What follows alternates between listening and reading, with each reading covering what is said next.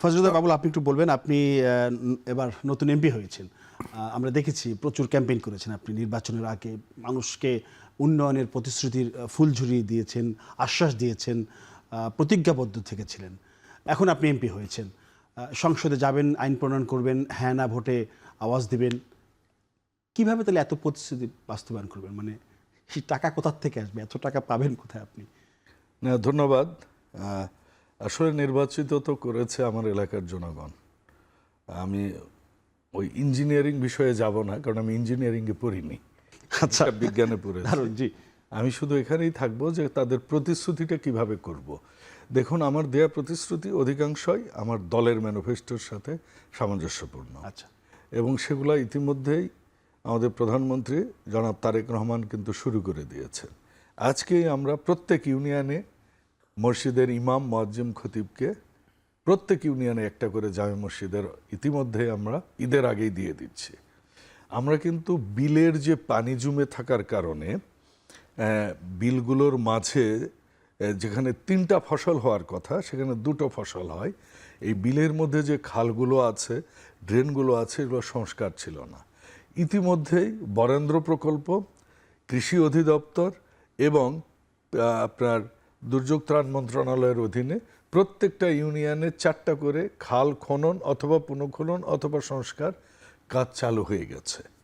আমরা ইতিমধ্যেই বয়স্ক ভাতা, বিধবা ভাতা এবং মাতৃকালীন ভাতার অ্যাপ্লিকেশন পেয়েছি, সেটা ঈদের আগে আমরা ছেড়ে দিচ্ছি। এছাড়াও ঈদের আগে যেটা আমরা বোনাস বলে গরিব মানুষেরা, সেটাও দিয়ে দিচ্ছি। 15 টাকা কেজি চালটাও দিয়ে দিচ্ছি। কাজে প্রতিশ্রুতিগুলো কিন্তু আমরা শুরু করে দিয়েছি। ফ্যামিলি কার্ড আপনি জানেন যে আমরা 8টা উপজেলায় আমরা কিন্তু এটা পাইলট প্রকল্প আমরা শুরু করার কথা।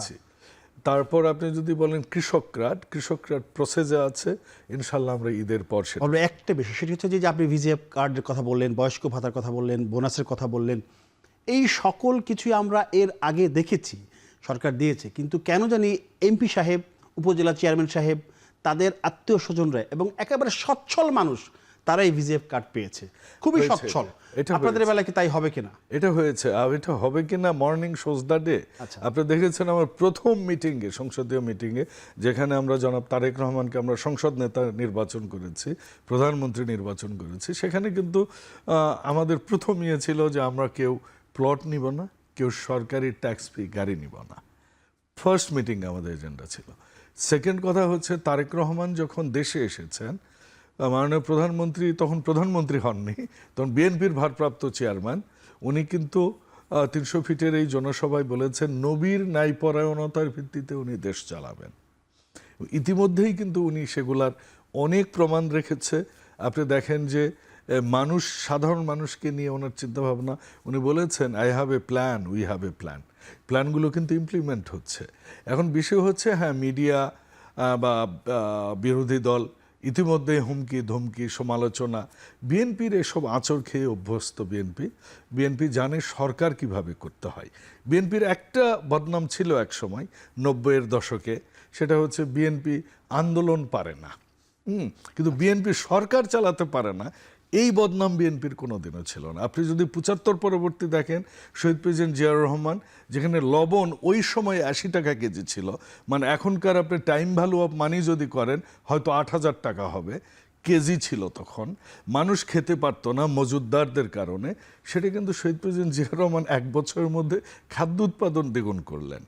আপনি দেখেন 90-এ স্বৈরাচার এরশাদের পতনের পর ম্যাডাম খালেদা জিয়ার সেই অর্থনৈতিক সংস্কারগুলো এবং সেই সাবেক অর্থমন্ত্রী সাইফুর রহমানের দেয়া ভ্যাট, ভিএটি, ইনডাইরেক্ট ট্যাক্স, দেশ কিন্তু আরেকটা লেয়ারে চলে গেল।